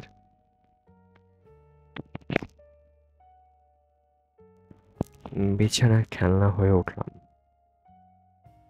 থেমে আফিয়া পানির গ্লাসটা হাতে নেয়। বিছানায় তাদের পরিচয়ের কথা শুনতে চান? ভদ্রতার মুখোশের আড়ালে তাদের ভেতরের পিচাসটা দেখতে চান? সে পানি খায়। না, সেসব বর্ণনায় যেতে হবে না। আফিয়া গ্লাসটা নামিয়ে রেখে বলতে শুরু করে। এদের বেশিরভাগই সেক্সুয়ালি ফ্রাস্ট্রেটেড। বেশিরভাগ বিবাহিত ঠিকই। আমার বুঝে আসতো না তাদের বউয়ের সাথে তারা কিরূপ আচরণ করত। মনে হতো তাদের ভেতর ভেতর জনমের ক্ষুধা, শরীরের ক্ষুধা। ছলে বলে আমাদের মতো মেয়েদেরকে বিছানায় ওঠাতে পারলেই ওরা পাগলা কুত্তা হয়ে যেত। প্রায় সময় যৌনাঙ্গের শরীরের ব্যথায় কাতরে উঠতাম। সেক্সে অভ্যস্ত হয়ে উঠলেও তাদের বৈদেশিকতার সাথে পেরে উঠতাম না। এমনও সময় গিয়েছে যৌনাঙ্গের পশ্চাতের ব্যথায় বিছানা ছাড়তে পারতাম না। আপনি চুপ করুন প্লিজ। অমিত নিজের কান চেপে ধরে। আফিয়া মুখ ভেঙচে বলে ওঠে, শুনতে খুব খারাপ লাগে, তারাও তো হয়তো এমন ভান ধরতো, কিন্তু তাদের সাথে বিছানাতে গেলেই তাদের আসল চেহারা বেরিয়ে আসতো। আপনিও তার চেয়ে কম কিছু হবেন বলে মনে হয় না। থেমে টেবিলের দিকে ঝুঁকে বসে। আপনিও তো এলিট ক্লাস থেকেই উঠে এসেছেন। আপনার বাবাও তো বিশাল ব্যবসায়ী ছিলেন, দেশের নামকরা বিজনেসম্যান। আমার বলা লোকগুলোর পৈশাসিকতার থেকে তো আপনারা কোনো অংশে কম হবেন না। চুপ করবেন প্লিজ। অমিত প্রায় চিৎকার দিয়ে ওঠে। আমি সরি, আসলে আপনাকে আঘাত করতে চাইনি। এই কথাগুলো বলার মতো আমার কেউ নেই। আফিয়ার স্বর মোলায়েম হয়ে উঠেছে। সবার আগ্রহ আমাদের শরীরে। মন কেউ বুঝে উঠতে চায় না। মনের কথা কেউ শুনতেও চায় না। সবাই শরীর চায়। মোলায়েম শরীরের কথায় তাদের যত আগ্রহ। থেমে আফিয়া যোগ করে, কিন্তু মানুষের মন যে তার চেয়ে ঢের বেশি মোলায়েম সেটা তারা বুঝে উঠতে পারে না। অমিত সিগারেট ধরায়। I am sorry. আমার এমন বিহেভ করা উচিত হয়নি। It's okay. কারোর সাথে মন খুলে কথা বলতে না পারায় আমিও যা তা বলে ফেলেছিলাম। থেমে আফিয়া সিগারেটের দিকে ইশারা করে, হোক আপনি দায়িত্বের জন্য আমার কথা শুনছেন। অমিত সিগারেট প্যাকেট এগিয়ে দেয়। একটু কড়া সিগারেট, পুরোটা খেতে পারবো না, আপনার হাতেরটা দিন। অমিত কিছু না ভেবেই অর্ধেক খাওয়া সিগারেটটাই এগিয়ে দেয়। সেটা আফিয়ার হাত বাড়িয়ে নিলে তার মনে হয় খাওয়া সিগারেটটা দেওয়া উচিত হয়নি। আফিয়া সিগারেটে টান দিয়ে বলে, আজ কিন্তু সিসি ক্যামেরা অন করেননি। ক্যামেরার দিকে ইশারা করে সুযোগের অপেক্ষায় আছেন নাকি? আফিয়া চোখ টিপে দুষ্টুমির ছলে বলে ওঠে, তারপর কি হলো বলুন। এক ডিরেক্টরের মাধ্যমে আমার শ্বশুরের সাথে পরিচয় হয়। তার কোম্পানির জন্য এক মডেল দরকার ছিল যে একটু খোলামেলা হতে পারবে। ডিরেক্টরের সাথে আমার সুসম্পর্ক থাকায় আমাকে রেকমেন্ড করে। আফিয়া সিগারেটের টান দিয়ে স্ট্রেতে ফিলারটা মুখে মুড়িয়ে রাখে। এর বেশ কয়েক মাস পর, তখন অবধি আমার কাজ শুরু হয়নি, তার আগেই তাদের কোম্পানির নতুন প্রোডাক্ট লঞ্চিং ইভেন্টে আমাকে ইনভাইট করে। সেই ইভেন্টেই রানার সাথে আমার পরিচয়। সেখান থেকেই আমাদের ঘনিষ্ঠতা বাড়ে। মিথ্যে বলবো না বলে আফিয়া থামে। কি মিথ্যে বলবেন না? ততদিনে আমার এরকম জীবনে বিরক্ত হয়েছিলাম, তাই সুন্দর জীবন চেয়েই তার সাথে সম্পর্কে জড়িয়েছি। তবে তার মুগ্ধতা, ভালোবাসা আমার শরীরকে ঘিরেই ছিল। মন বুঝতে চাইতো না। তা নিয়ে অবশ্য আমার কোনো মাথা ব্যথাও ছিল না। তার ভালোবাসা, আগ্রহ যেটার জন্যই হোক, আমি একটা ভালো জীবন তো পেয়েছিলাম। আফিয়া এইটুকু বলতেই অমিত কিছু একটা বলতে যেও থেমে যায়। আচ্ছা, তারপর বলুন, আপনি বোধহয় কিছু একটা বলতে চেয়েছিলেন। না, তেমন কিছু নয়, আপনি কন্টিনিউ করুন। এই তো আর কি। শুনেছি আপনার শ্বশুর আপনাদের সম্পর্ক মেনে নিতে চাননি। হ্যাঁ, তা চাইনি, কিন্তু ছেলে জিদের কাছে পেরে ওঠেনি। আপনার ননদের হাজবেন্ডের সাথে আপনার সম্পর্ক কেমন ছিল? আফিয়া পায়ের উপর পা তুলে হেলান দিয়ে বলে, আমি আপনি আমার ননদের সাথে দেখা করেছেন, তাই তো? হ্যাঁ, করতেই হতো। তাহলে সে তো বলেছি, আমার আর কিছু বলতে হবে? বললেই কি বিশ্বাস করবেন? সেটা পরের বিষয়। তাকে আমি ঘৃণাও করতাম। এজন্যই ব্ল্যাকমেইল করে সুইসাইড করতে উদ্বুদ্ধ করেছেন? আমি ব্ল্যাকমেইল করিনি, বরং সে আমাকে ব্ল্যাক করেছে। দিনের পর দিন ব্যবহার করেছে। আমি তার সম্বন্ধীর ওয়াইফ হওয়া সত্ত্বেও সে আমাকে ছাড়েনি। দিনের পর দিন ব্ল্যাকমেইল করে আমাকে বিছানায় নিয়ে গেছে, ব্যবহার করেছে। আর হাজবেন্ডের সাথে আপনি বিছানা শেয়ার করেছেন, আপনার ননদ জেনে গিয়েছিল? জানি না আমি। থেমে আফিয়া যোগ করে, হয়তো জেনে গিয়েছিল, যার জন্যই আমাকে সে দেখতে পারতো না। হাতে নাতে ধরা খেয়েছেন? না। অমিত সিগারেট ধরিয়ে চেয়ার ছাড়ে। ও হ্যাঁ, কি নিয়ে ব্ল্যাকমেইল করতো বলেননি কিন্তু। চেয়ার পেছনে দাঁড়িয়ে চেয়ারে ভর দিয়ে জিজ্ঞেস করে। আফিয়ার মুখ অন্ধকার হয়ে আসে। বেশ কিছুক্ষণ চুপ থেকে বলে, একটা সিগারেট দিন। অমিত সিগারেট এগিয়ে দেয়। সিগারেট হাতে নিয়ে আফিয়া আরাম করে বসে সিগারেট ধরায়। এমন বৃষ্টি সত্য সহ্য করার ক্ষমতা আছে আপনার? বললে সহ্য করতে পারবেন তো?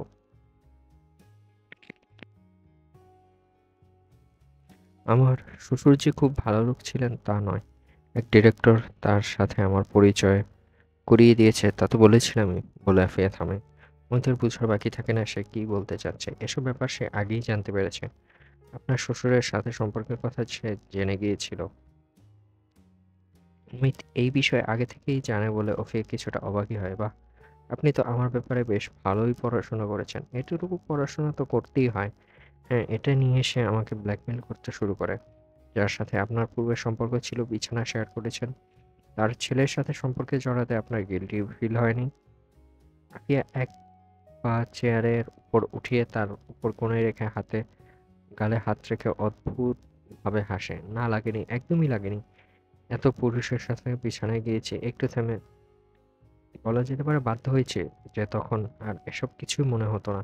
তাই বলে বাবা ছেলে দুজনের সাথে আমি এসব থেকে বেরিয়ে একটু সুন্দর জীবন চেয়েছিলাম। সেটা পাওয়ার জন্য এতটুকু করতে অসুবিধার কিছু মনে করিনি। বরং ইচ্ছায় অনিচ্ছায় তার সাথে বিছানায় যাওয়ার থেকে, এমনকি জোর জবরদস্তির শিকার হওয়া থেকে এটাকেই আমার কাছে বেটার মনে হয়েছিল। তাই আর দুবার চিন্তা করিনি। একটু থেমে সে যোগ করে,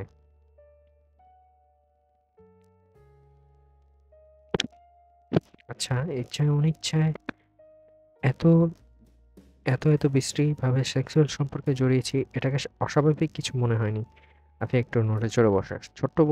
সত্য বলতে এটা আমার সাথে প্রথমবার ছিল না। মানে?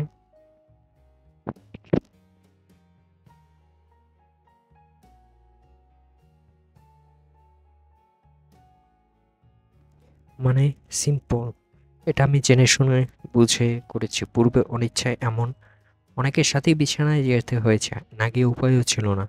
আমার হাত পা বাঁধা ছিল। তাদের কেউ তো নিজেরাই জানতো। তবু তাদের গায়ে লাগতো না। প্রথম আমার খুব ঘৃণা লেগেছিল। ধীরে অভ্যস্ত হয়ে উঠেছি। তাই এমন ক্ষেত্রে আমার কিছুই মনে হয়নি, বরং শ্বাস নেওয়ার মতোই স্বাভাবিক লেগেছে। কি বলে ব্ল্যাকমেল করেছিল সে? অমিত ট্র্যাকে ফিরে আসে। কি আর সবাইকে বলে দেবে, আমার জীবন ধ্বংস করে দেবে যদি আমি তার কথা না মানি। তখন আর আমার কি করার থাকে বলুন? থেমে সে যোগ করে, কি কপাল দেখুন আমার। একটু সুখের জন্য এত কিছু করলাম, কিন্তু কপালে তাই জুটছিল না। এই জন্য তাকে সরিয়ে দিয়েছেন? আফিয়া নড়ে চড়ে বসে।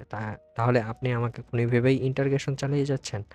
না, বরং এমন দুই একটা প্রশ্ন করার জন্য আমাকে বলা হয়েছে। আমি ভাবছি না ঠিকই, কিন্তু তারা ভাবছে। একটা সিগারেট দিন। অমিত সিগারেট এগিয়ে দেয়। আফিয়া সিগারেট নিয়ে আঙুলে চিপায় রেখে বলে, আমার সাথে কথা বলে আপনার কি মনে হচ্ছে? এখনো অবধি কিছুই মনে করছি না, করতে চাচ্ছিও না। আমি শুধু আপনার জীবনের গল্প শুনে যেতে চাচ্ছি। তাহলে তো বেশ। আপনার শ্বশুর কবে মারা গিয়েছিল? বছর 4 আগে। তখন আপনার ননদের হাসব্যান্ড বিষয়টা জানতো? আমি যতটুকু জানতে পেরেছিলাম, সে আমার শ্বশুরকেও ব্ল্যাকমেইল করতে শুরু করেছিল। কি চেয়েছিল? সম্পত্তি, ব্যবসার অধিকাংশ ভাগ। সেই জন্যই তার হার্ট অ্যাটাক হয়। হ্যাঁ, তবে শেষের দিকে সম্ভবত। আমার যতটুকু মনে হয়েছে তাতে আমাদের ব্যাপারটা নিয়ে তিনি অপরাধ বোধে ভুগছিলেন, প্যারালাইজ ছিলেন। তবুও যতটুকু কথা বলতে পারতেন, ইশারা করতে পারতেন। তাতে তাই মনে হয়েছে। ওনার মৃত্যুর পরও কি আপনাকে ব্ল্যাকমেইল করেছে? শ্বশুরের মৃত্যুর বেশ আগেই ননদের হাসব্যান্ড সুইসাইড করেছে। থেমে বলে, আর সে সুইসাইড করার বেশ কয়েক মাস আগ থেকেই ব্ল্যাকমেইলিং বন্ধ করে দিয়েছিল। সুইসাইডের আগে তাকে বেশ হতাশ, ডিপ্রেসড মনে হচ্ছিল। কিন্তু কী কারণে আমি কখনো ঘেঁটে দেখিনি। কেন? আমি তাকে এড়িয়ে চলতে চাইতাম। অমিত ঘড়ি দেখে, চেয়ার ছেড়ে দাঁড়ায়। আমার সময় শেষ। আজ উঠতে হবে। এত জলদি? 3.5 ঘন্টা হয়ে গেছে। আফিয়া ভ্রু কুঁচকে সে নিজেও ঘড়ি দেখে। কিভাবে এতটা সময় পার হয়ে গেল বুঝতেই পারলাম না। সে নড়ে বসে অমিতের দিকে তাকায়। নরম স্বরে বলে, আপনার সাথে আলাদা কিছু আছে। সময় কিভাবে কেটেছে বুঝতে পারিনি। অমিত মুচকি হাসে। মনে মনে ভাবে, পুলিশ ইন্টারগেশনের থেকেও কেউ কিভাবে এতটা ছলাকলা কিভাবে করতে পারে। সে গেটের দিকে এগিয়ে যাচ্ছিল। পেছন থেকে আফিয়া তাকে ডাকে, অমিত। অমিত ঘুরে তাকায়। আপনি কিন্তু বললেন না? আফিয়া নিজের পা থেকে মাথা অবধি চোখ বুলিয়ে অমিতের দৃষ্টিগোচর করার চেষ্টা করে। আমাকে কেমন লাগছে? অমিত তার দিকে তাকায়। তার সৌন্দর্যে যে কোনো পুরুষ আটকে যাবে সেখানে। তার পাতলা শাড়িতে উন্মুক্ত মেদহীন পেট যে কোনো পুরুষের মাথায় সে ভর করার জন্য যথেষ্ট। তবুও অমিত কোনো উত্তর না করে মুচকি হেসে বেরিয়ে যায়। আফিয়া তার পথের দিকে চেয়ে থাকে, তার চোখে মুখে আবেদন। আপনি বেহায়ার মতো আবার চলে এসেছেন। সানজিদা সিঁড়ি দিয়ে নামতে নামতেই বলে ওঠে, কাজটা বেহায়ারি। কি করব বলুন? তা অবশ্য মন্দি বলেননি, বেহায়া না হলে তো এই সেক্টরে থাকা যায় না। সে অমুতের বিপরীতে বসে। তাই বলে তাই বলেই বা লাভ কি? অমিত দাঁত বের করে হাসে। তো বলুন, আজ কি ফাত্রামি করতে এসেছেন? উত্তেজিত হবেন না মিস সঞ্জিতা, বলে অমিত একটু এগিয়ে আসে। বয়স হচ্ছে, এই বয়সে বেশি উত্তেজিত হওয়া স্বাস্থ্যের জন্য ক্ষতিকর। অফিসার, আপনার এসব কথাবার্তা আমার একদমই ভালো লাগে না। সঞ্জিতা দাঁত খিটমিটিয়ে বলে, তো কি কাজে এসেছেন সেটা বলুন। শেষের দিকে আপনার হাজবেন্ডের সাথে সম্পর্ক কেমন ছিল? আমি আগেই বলেছি তেমন ভালো ছিল না। তাদেরকে হাতে নাতে ধরার পর থেকেই তার সাথে সম্পর্ক খারাপ। বলেছিলেন? অমিত ভ্রু কুঁচকে বলে, ইদানিং আবার আমার ভুলে যাওয়ার রোগে ধরেছে। কে কি বলে মনে রাখতে পারি না। আফিয়া চোখ পাকিয়ে তাকালেও কোনো উত্তর করে না। সে নিজেও বসে, পুলিশের সাথে খারাপ করলে পরিণাম ভালো হবে না। আপনি তাদেরকে হাতে নাতে ধরতে পেরেছিলেন? হ্যাঁ। মিথ্যা বলছেন কেন? আপনি জানতে পেরেছিলেন ঠিকই, কিন্তু আপনার জানার ব্যাপারটা আপনার হাজবেন্ড ছাড়া কেউ জানতো না। আপনি আমাকে মিথ্যাবাদী বলতে শেষ সানজিদা শেষ কথা সানজিদা কথা শেষ করতে পারে না। ও বুঝেছি ওই মাগে আপনার মাথাও খেয়ে দিয়েছে, তাই তার কথা বিশ্বাস করে আমাকে ব্লেম করছেন। অমিত মুচকি হাসে। রেগে যাবেন না প্লিজ। কথা আছে, রেগে গেলেন তো হেরে গেলেন। আপনি আপনার বাবা আর অফিসার আফিয়ার সম্পর্কে কথাটা জানতেন? অফিসার, আপনি কন্টিনিউয়াসলি একজন মৃত মানুষের সম্পর্কে বাজে কথা বলে যাচ্ছেন, তা আমি একদমই টলারেট করব না। তার মানে জানতেন না? থেমে অমিত বলে, তাহলে আপনি আপনার বাবার কাছ থেকে কি উপলক্ষে সম্পত্তি এবং ব্যবসার বেশি অংশ উইল করাতে চেয়েছিলেন? তা আমি চাইনি অফিসার, হয়তো বাবাই চেয়েছিলেন। তিনি চাইলে তো করেই ফেলতেন, কিন্তু সেটা আর হয়ে ওঠেনি। প্রসেসিং কাগজ ও উকিলের ফাইল গোডাউনে জমা হয়েছে। হয়তো বাবা করতে চেয়েও পারেননি, তার আগেই উনি পরলোক গমন করেছেন। রেকর্ড তো ভিন্ন কথা বলছে। মানে? তেমন কিছুই না, বলে অমিত পকেটে হাত দিয়ে মোবাইল বের করে। আপনাদের উকিল চালু মাল, আর ক্লায়েন্টের সব কিছুই রেকর্ড করে রাখে। বলে একটা রেকর্ডিং চালু করে। এটা তো আপনার গলায়, যেখানে সানজিদা উকিলকে উইলনামা লেখার গাইড দিচ্ছে।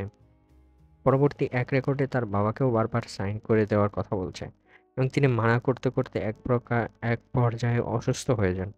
এই ব্যাপারে কি বলবেন মিস সানজিদা? রেকর্ডটা অফ করে অমিত বলে, আপনার উকিলই বলেছে আপনার বাবা যখন রাজি হচ্ছিলেন না, তখন আপনি এবং আপনার হাজবেন্ড ইশারায় তাকে চোখ রাঙাচ্ছিলেন, এবং আপনি কানে কানে কিছু একটা বলেছিলেন। আমি বাবার থেকে সম্পত্তির বেশি অংশ আবদার করেছিলাম ঠিকই, কিন্তু জোর করিনি আমি। সানজিদা মিয়ে গিয়ে উত্তর করে, একটু আগেই না বললেন উনি দিতে চেয়েছিল? বলেই অমিত দাঁড়িয়ে যায়, একটা সিগারেট ধরায়। উচ্চকণ্ঠে বলতে শুরু করে, আপনি আপনার বাবা আর আফিয়ার ব্যাপারটা জেনে গিয়েছিলেন। সেটা নিয়ে আপনি এবং আপনার হাজবেন্ড দিনের পর দিন আপনার বাবাকে ব্ল্যাকমেইল করেছেন, এবং কন্টিনিউয়াসলি করেই যাচ্ছিলেন, কিন্তু কোনো লাভ হয়নি। অপরাধবোধ এবং আপনার ব্ল্যাকমেইলিংয়ে সে টিকতে পারেনি। বলে থেমে অমিত সিগারেটে জোরে টান দেয়। এবং আপনার বাবা অসুস্থ হয়ে বিছানাতে থাকতেই আপনার হাজবেন্ড আফিয়াকে করতে শুরু করে। দিনের পর দিন আপনার এই নেতিয়ে যাওয়া দেহতে বিরক্ত হয়ে আফিয়াকে ব্যবহার করতে থাকে। তাকে নিয়ে বিছানায় যায়। সে না চাইলেও তাকে ব্ল্যাকমেইল করতে শুরু করত। এমনকি আফিয়া এবং আপনার বাবার ভিডিও ক্লিপস ছিল, যা আপনার হাজবেন্ড কোত্থেকে পেয়েছে তা নিয়ে আপনার হাজবেন্ড ব্ল্যাকমেইল করে তার সাথে শুয়েছে। একদিন নয়, দিনের পর দিন।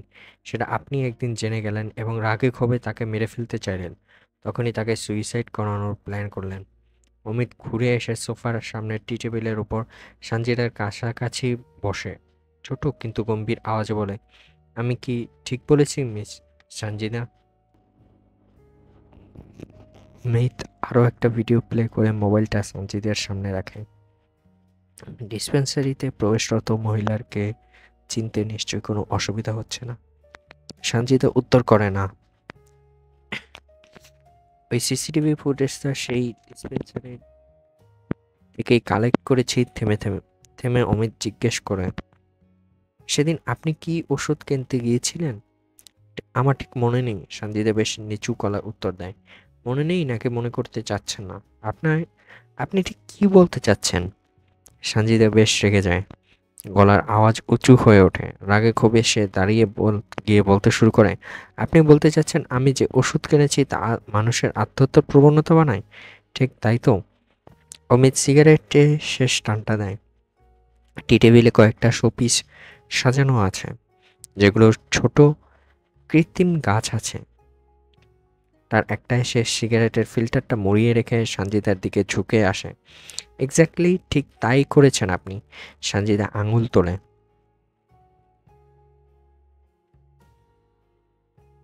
খুবই ফুসফুস করতে করতে বলে, অফিসার আপনি কিন্তু একদমই ঠিক কাজ করছেন না।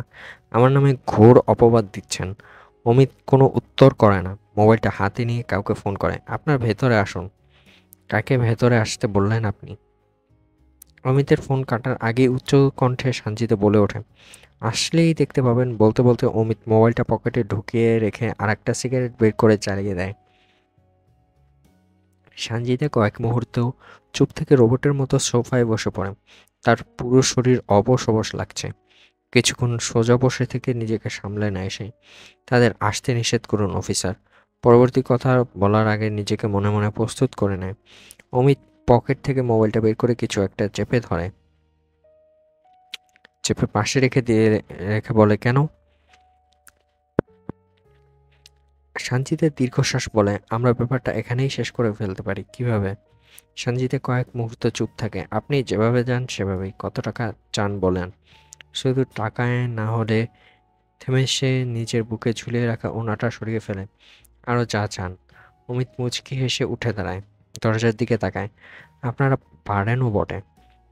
আর কিনা আর এক মহিলার নামে কুৎসা করেন, মাগি সম্বোধন ছাড়া কথা বলেন না। বলে সে মহিলার দিকে ফিরে। আপনার যে দেহতে নিজের স্বামীকে স্বস্তি দিতে পারেননি, আটকে রাখতে পারেননি, সেই বুড়িয়ে যাওয়া দেহকে আর কেউ আগ্রহ পাবে বলে আশা করছেন, তাও ঘুষ হিসেবে? How ridiculous! ততক্ষণে একজন পুরুষ অফিসার এবং দুইজন মহিলা পুলিশ চলে এসেছে। তাদের দিকে লক্ষ্য করে অমিত বলে, নিয়ে যান তাকে। মহিলা দুইজন মহিলা পুলিশ দুইজন সঞ্জয়দের দুই বাহু ধরে দাঁড় করায়। আর হ্যাঁ, আপনার ঘুষের অফারটা রেকর্ড হয়ে গেছে। আপনার বাঁচার চান্স জিরো। অমিত সিগারেটে টান দিয়ে ঘুরে সঞ্জয়দাকে উদ্দেশ্য করে বলে, আপনার ননদ যখন তার বাবার কাছ থেকে সম্পদ কেড়ে নিতে পারেনি, তখন সে চিন্তা করলো ভাইয়ের কাছ থেকেই নিয়ে নেবে। মূলত সে আপনাদের বিচ্ছেদ চাচ্ছিল। তাহলে আপনার ভাইয়ের সম্পত্তিতে যে ভাগটা আপনাদের ছিল, সেটা আর আপনার থাকতো না। আপনাদের বিচ্ছেদ হলে কোম্পানির শেয়ারটাও হয়তো আপনি হারাতেন। সেগুলো আপনার হাজবেন্ডের থেকে যেত। তখন তাকে সরিয়ে দিয়ে পুরো সম্পত্তিটা নিজেই দখল করে নিত। বলে অমিত থামে। আজ ইন্টারগেশন রুমে নয়,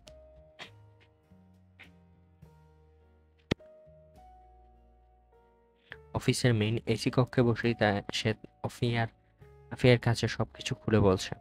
তাই সে প্রথমে আপনাদের ব্যাপারটা তাকে জানায়। সে বিশ্বাস না করলে তার কাছে পূর্বে চাওয়া ভিডিও ক্লিপটা দেয়। তাতে সে দুর্ঘটনা বলে এড়িয়ে যেতে চাইলে সে ভাবে ভাইকে আত্মহত্যা করতে বাধ্য করে দোষটা আপনার উপর চাপিয়ে দেবে। অমিত সিগারেট ধরায়। তখন সবকিছুই তারই হয়ে যাবে। আফিয়া উত্তর করে না, নিচের দিকে এক দৃষ্টিতে তাকিয়ে থাকে। তার গাল বেয়ে দু ফোঁটা পানি গড়িয়ে পড়ে টেবিলে। অমিত একটা টিস্যু এগিয়ে দেয়। আফিয়া সেটা দিয়ে চোখ মোছে। বেশ কিছুক্ষণ সে একইভাবে বসে থাকে। হুট করে মাথা তুলে তাকায়। এই নিয়ে এখন আর মন খারাপ করে কি হবে? বলে সে আবার চোখ মুছে যাওয়ার তো হয়েই গেছে। অমিতের দিকে নির্লিপ্ত দৃষ্টিতে তাকিয়ে থাকে। আমি অত্যন্ত দুঃখিত। ইন্টারগেশনের সময় আপনাকে খুব বাজে বাজে প্রশ্ন করেছি। একটু থেমে সে যোগ করে, আর আমি পুলিশ নয়, মিথ্যা বলার জন্য সরি। আফিয়া মুচকি হাসে। বলে, সেগুলো কেন কোনো ব্যাপার না। আমি জানতাম যে আপনি ইনভেস্টিগেটর। অমিত খেয়াল করে তার হাসিটাও অদ্ভুত ধরনের সুন্দর। তারপরে এত সুন্দর কোঅপারেট করেছেন। এর আগে অন্যদের তো করেননি। আমি জানতাম আমি নির্দোষ, তাই আমার কোনো ভয় ছিল না। তাহলে এর আগে অন্যদেরকে বললেন না কেন? আফিয়া আবার মুচকি হেসে অমিতের দিকে তাকায়, অদ্ভুত দৃষ্টি। এই দৃষ্টিতেই যে কোনো পুরুষ কাবু হয়ে যাবে। আপনাকে ভালো লেগেছে বলে। আফিয়া উঠে দাঁড়ায়, অমিতের দিকে হাত বাড়িয়ে দেয়। আশা করি আমাদের আবার দেখা হবে খুব শীঘ্রই। হাত ধরে রেখেই আফিয়া অদ্ভুতভাবে হেসে এক দৃষ্টিতে অমিতের দিকে তাকিয়ে থেকে বলে, আমরা আবার মিলিত হব। মিলিত শব্দে আফিয়ার ঠোঁটের কোণে দুষ্টু হাসি অমিতের চোখ এড়ায় না। প্রায় মাসখানেক পর অমিতের মোবাইলে একটা রং নাম্বার থেকে কল আসে। রিসিভ করতেই ওপাশ থেকে বলে, অমিত বলছেন। জি, কে? গলার স্বরেও চিনতে পারছেন না? জি না, পরিচয় দেবেন প্লিজ। অমিত বিরক্তি দিয়ে উত্তর দেয়, আফিয়া, এখন নিশ্চয়ই চিনতে পেরেছেন। হ্যাঁ, আপনার সাথে আমার জরুরি দরকার ছিল। অ্যাড্রেস মেসেজ করে দিয়েছি, আসবেন প্লিজ। বলেই আফিয়া ফোন কেটে দেয়। অমিত মেসেজ চেক করে ঠিকানা পেয়েছে। একটা 5 স্টারের ঠিকানা। যাবে কিনা ভাবতে শুরু করে। বেশ কিছুক্ষণ ভেবেও সিদ্ধান্তহীনতায় ভুগতে থাকে। একদম শেষে যাওয়ার সিদ্ধান্ত নেয়। ভাবে জরুরি দরকার বলেছে, জেনে আসা যায় কি দরকার। 5 স্টারের গ্রাউন্ড ফ্লোরে রেস্টুরেন্ট কাম বারটায় ঢুকতেই এক কর্নারের টেবিলে আফিয়াকে দেখতে পায়। কালো সিল্কের শাড়ির সাথে কালো ব্লাউজ, ঠোঁটে কালো ধরনের লিপস্টিক তাকে বেশ ভালোই মানিয়েছে। সে সেদিকে এগিয়ে গেলে আফিয়া দাঁড়িয়ে তাকে অভ্যর্থনা জানায়। আসার জন্য ধন্যবাদ। প্লিজ বসুন। অমিত বসে পড়ে। কি দরকারে ডেকেছেন জানতে পারি? হ্যাঁ, একটু অপেক্ষা করুন। আফিয়া বলা শেষ করতেই একজন লোক এসে জানায়, ম্যাম, আপনার রুমে সবকিছু সার্ভ করা হয়েছে। আফিয়া লোকটাকে ধন্যবাদ দিয়ে উঠে দাঁড়ায়। অমিতকে উদ্দেশ্য করে বলে, প্লিজ চলুন। কোথায়? আপনার জন্য আজকে স্পেশাল আয়োজন। আপনার জন্য আমি এত বড় ঝামেলা থেকে বেঁচে গিয়েছি, ধন্যবাদ দেওয়া হয়নি। এটাই আপনার জরুরি দরকার? অমিত বিরক্তি চেহারায় জিজ্ঞেস করে। না, আমার আপনার ফেভার লাগবে। আর এটা আপনার পূর্বে প্রাপ্য ধন্যবাদ স্বরূপ আয়োজন। ধন্যবাদ গ্রহণ করলেই জরুরি কথাগুলো বলবো। না হয় আমি আপনার ফেভার নিতে পারবো না। এই আয়োজনে অমিতের অনাগ্রহ হলেও জরুরি কথাটা তাকে আটকে রেখেছে। আগ্রহ তৈরি করেছে। সে আফিয়াকে অনুসরণ করে তার রুমে যায়। সেখানে একটা টেবিলে বেশ কিছু বিফ এবং চিকেন আইটেম সাজিয়ে রাখা হয়েছে। সাথে বড় বড় করে মদের আয়োজনও আছে। আফিয়া তার হাত ধরে সোফায় বসিয়ে দেয়। আমি আপনার ধন্যবাদ গ্রহণ করছি। বিফ চিকেনগুলো নেব, কিন্তু পানিও নিতে চাই না। এগুলো সরানোর ব্যবস্থা করুন।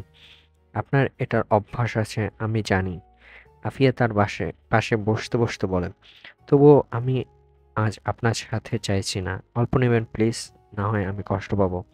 না, আমি চাচ্ছি না, প্লিজ, জোর করবেন না। ঠিক আছে, তাহলে অন্যগুলোই শুরু করুন। বলে আফিয়া মদ 2টা গ্লাসে ঢেলে বিফ আইটেম খেতে শুরু করে। অমিতও প্রায় একই জিনিস খাচ্ছে। এক আইটেমের কিছু অংশ খাওয়া হতেই আফিয়া গ্লাস তুলে অমিতের দিকে এগিয়ে দেয়। সে নিতে না চাইলেও আফিয়ার জোরাজুরিতে অনুরোধের শেষ অবধি না নিয়ে পারে না। এক এক করে কয়েক পেগ মদ গলায় যেতেই অমিতর মাথা ধরতে শুরু করে। আফিয়াও বেশ কয়েক পেগ পেটে চালান করে দিয়েছে। ততক্ষণে তারা বেশ ফ্রেন্ডলি হয়ে আড্ডায় মেতে উঠেছে। এই অমিত, আপনি তো আমার থেকে বেশ ছোট। আপনাকে তুমি করেই বলতে পারি। হ্যাঁ, পারেন, অসুবিধা নেই। অবশ্য তুমি আমাকে তুমি করে বলতে পারো। নেশার ঘরে অমিতের কাঁধের দিকে হাত রেখে আফিয়া বলে ওঠে।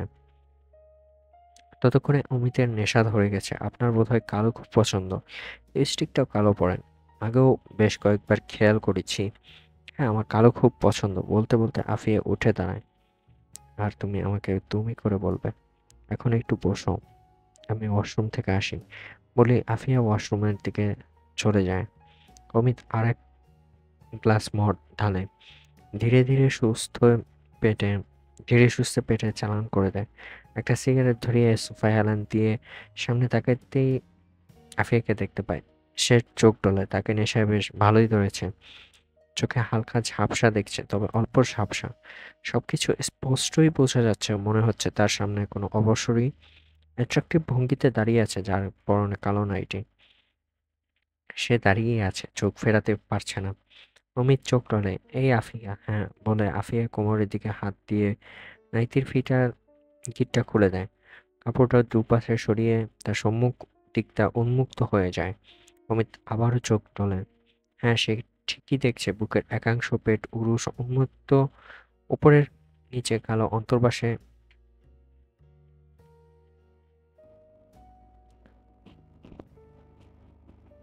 আফিয়া দাঁড়িয়ে আছে, সে চোখ ফেরাতে পারে না। মদ যৌনতায় মিশে সে একাকার হয়ে যাচ্ছে। সবকিছুই তার স্বপ্নের মতো মনে হচ্ছে। এভাবে কি যুক্ত বলে আফিয়া পিঠের দিকে হাত দিয়ে তার অন্তর্বাসের হুক খুলে ছেড়ে দেয়। নিচে পড়তেই তার পুরো বুক উন্মুক্ত হয়ে ওঠে।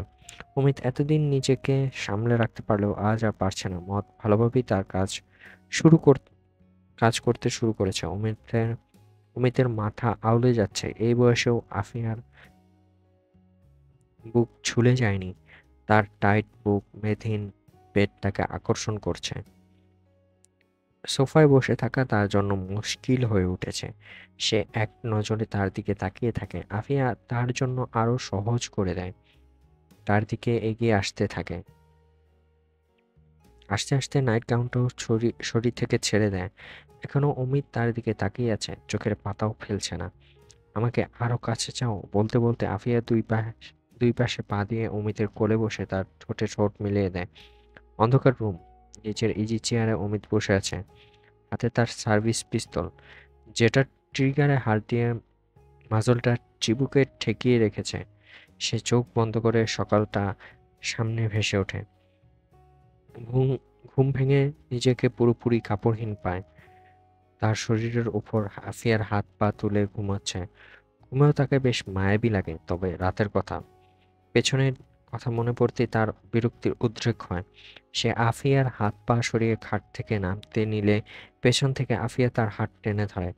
সে থেমে গিয়ে পেছনে ঘুরে। আফিয়া উঠে আসে, তার ঠোঁটে ঠোঁট লাগিয়ে দীর্ঘ চুম্বনের পর বলতে শুরু করে, তোমার বাবার নাম ডাক্তার খন্দকার আজম আলী, তাই না? যে কিনা হাসপাতাল বিজনেস থেকে শুরু করে মেডিকেল ইকুইপমেন্টের ব্যবসা, তারপর অন্যান্য ব্যবসায় ডালপালা ছড়িয়ে দেশের নামকরা বিজনেসম্যান হয়ে উঠেছিল। হ্যাঁ, কিন্তু কেন? আফিয়া আজ শোয়া থেকে উঠে উলঙ্গ শরীরেই এর কোণার দিকে এসে অমিতের কাছাকাছি বসে। অমিতের এক হাত টেনে নিজের কাঁধের উপর রাখে। আমার বাবার নামও, মানে, বলছি আগে শোনো বলে আফিয়া আর একটু কাছাকাছি যায়। আমার হাজবেন্ড, তার বাবা এবং তার বোন জামাই সবাইকে সানজিদা মেরেছে ঠিকই, কিন্তু তার এসব মনোভাব আসার পিছনে কলকাঠি নেড়েছিলাম আমি। কিন্তু কেউ ঘুণাক্ষরে টের পায়নি, কারণ আমি মানুষের সাইকোলজি বুঝি। কি থেকে কি হলে সঞ্জিদার সাইকোলজি কেমন কাজ করতে পারে আমি বুঝতে পারতাম। সে অনুযায়ী কলকাছেই নেড়ে তার এমন মনোভাবটা আমিই সৃষ্টি করেছি, যার শুরুটা আমার আর রানার বাবার ভিডিও ক্লিপ তাদের কাছে পাঠানোর মাধ্যমে শুরু হয়েছে। বলে আফিয়া অমিতের হাত সরিয়ে খাট থেকে নেমে আসে। শরীরের সুতার ছেড়ে ফোঁটা না রেখে আবার অমিতের বরাবর দাঁড়ায়। সে আফিয়ার চেহারার দিকে এক দৃষ্টিতে তাকিয়ে আছে, যেখানে এখন কোনো যৌনতা নেই, আছে শুধু বিমূঢ়তা এবং নানা প্রশ্ন। আমাকে ভালো করে দেখো বলে আফিয়া অমিতের দৃষ্টি আকর্ষণ করে। আমি এমন করেছি কারণ তাদের বাপ ছেলের বিছানা গরম করতে হয়েছে। ছেলে প্রথমে না জানলেও পরে যখন জেনেছে তার ভেতর কোনো অনুতাপ ছিল না, কারণ তখন আমি নামেই তার ওয়াইফ ছিলাম। ছিলাম মূলত আমাকে টোপ হিসেবে ফেলে তাদের বিভিন্ন কাজ হাসিল করা। অবশ্য তারা ফ্রিতে আমাকে টোপ হিসেবে ফেলতো না। ওদের কাজ হাসিলের বদলে আমি তাদের ব্যবসার ভগ্নাংশ পেয়েছিলাম। এছাড়া আমার মনে হয়েছে অনেক টাকা লাগবে তাদের মতো, এবং আমার বাবা খন্দকার আজম আলীর মতো লোকদেরকে ধ্বংস করে নিজের বাঁচতে হলে অনেক টাকার প্রয়োজন। আর আজম আলীর স্বীকৃত বংশটাও তো ধ্বংস করতে হবে। খন্দকার আজম আলী তোমার বাবা মানে? অমিত ভ্রুকুঁচকে জিজ্ঞেস করে। আমি একটু মিথ্যে বলেছিলাম। আমার মা তার সন্তানের পিতার নাম জানতো। তার প্রেমিকই তার সন্তানের পিতা ছিল। সে অবস্থাতেই তাকে ব্রথলে বেঁচে দিয়েছে। মায়ের সন্তানই ভালো ছিলেন বলে বুঝতে পেরে আমার মায়ের সন্তানকে পৃথিবীতে আসার সুযোগ করে দিয়ে তাকে কাজে নামিয়েছিলেন। আফিয়া অমিতের দিকে আর একটু এগিয়ে যায়, একদম তার শরীরের সাথে ঘেঁষে দাঁড়ায়। হ্যাঁ, ঠিকই ভাবছো। আমি তোমার বাবারই সন্তান, তোমার বায়োলজিক্যাল সিস্টার। তোমাদের সভ্য সমাজ তো এসবে আমাকে অভ্যস্ত করিয়েছে। কিন্তু আমার পরিচয় জেনে আজকের রাতটা তুমি সহ্য করতে পারবে তো অমিত? ট্রিগারে রাখা আঙুলটায় অমিত ধীরে ধীরে শক্তি প্রয়োগ করার চেষ্টা করে এবং ভাবে, বায়োলজিক্যাল সিস্টার, সে ঠিকই বলেছে, আমি সহ্য করতে পারবো না। তো প্রিয় অডিয়েন্স, এখন পর্যন্ত আপনারা যদি সাথে থাকেন তাহলে আপনাদের ধৈর্যের অনেক দাঁত দিতে হবে। 1 ঘন্টার উপরে ভিডিও, পুরোটাই আপনি দেখেছেন, এবং আপনি আমার ইউটিউব চ্যানেলটাকে সাবস্ক্রাইব করে দেন। এই বলে বিদায় নিচ্ছি। ধন্যবাদ।